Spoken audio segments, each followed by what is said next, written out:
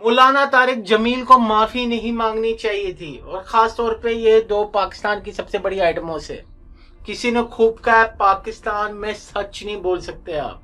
मौलाना साहब ने गलत बोला ही क्या था? मौलाना तारिक जमील ने आखिर गलत क्या बोल दिया कि कौम लूत कैसे तबाह हुई, हमारी कौम कैसे तबाह हो रही है, वर्ल्ड कैसे तबाह हो रहा है?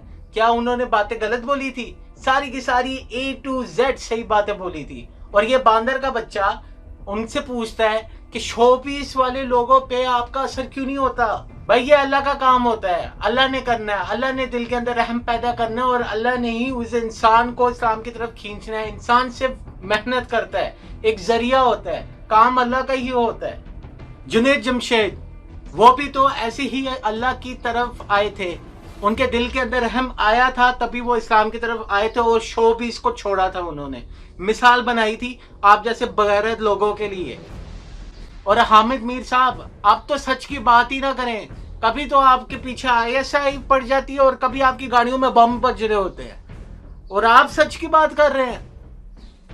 मौलाना साहब ने बात को बढ़ने नहीं दिया, क्योंकि उनको भी पता है तुम जैसे जाहिलों से बात करके अपनी ही नाक कटती है। और ये बात इतनी बुरी क्यों लगी है इनको, मैं बताता हूँ। इनके खानदान के अंदर से इनकी बेटी, फुप्पो, कजन, चाची कोई ना कोई लगी हुई है शोपीस में, इसलिए तो यहाँ दर्द हुआ है। होता है ना, फिर जब अपना लगा और अपने पे बात हो तो यहाँ दर्द होती है। यहाँ जो अल्लाह अल्लाह करने वाले होते हैं ना, उनको दर्द नहीं होती, वो समझते हैं कि बात सही की। और ये फेमिनिस्ट औरतें कहाँ से उठ के आ गई? भाई तुम्हारे औरत मार्च पे तुम्हें कोई मुंह नहीं लगाता, और तुमने कुछ कोई ना कोई तरीका ढूंढना है कि भाई हम बदनाम ही सही ट्रेंडिंग पे आ जाए। वो काम किए, तुम्हारा लेना देना क्या है? बारो, तुम जैसी औरतों की वजह से ही हमारी पाकिस्तान की औरतें खराब हो रही हैं। अपना पार्टी वाला सीन चालू कर रहे हो ना, अपना टाइम आएगा। उन्होंने कोई बात बुरी नहीं बोली, उन्होंने कोई बात गलत नहीं बोली। जैसा हो रहा है उससे रिलेटेड बात उन्होंने की। बेहयाई हो रही है, गुनाह हो रहे हैं, गंदे काम हो रहे हैं, औरतें बेपर्दा हो रही हैं। बिल्कुल सही बात की उन्होंने, ऐसा हो रहा है और बिल्कुल सही कहा उन्होंने। उनको माफी नहीं मांगनी चाहिए थी। और जब मौलाना साहब दुआ कर रहे थे, कितने दर्द से, कितनी तकलीफ से वो दुआ कर रहे हैं, करते करते रो रहे हैं, और ये बांदर ये ऐसे देख रहा है कि मुझे मिल गया टॉपिक। मुझे लगाता कोई नहीं मुंह पाकिस्तान में, लेकिन मुझे मिल गया टॉपिक, इस चीज में मैं करूंगा बात। बदनाम ही सही, थोड़ा ट्रेंडिंग पे तो आएंगे। ऐसे ही देख रहा था मैं वीडियो, फिर एक औरत पे भी मेरी नजर पड़ी, बड़ी बेचारी दर्द से तड़प के वो रो रही थी। पर्दा करना तो भूली हुई थी।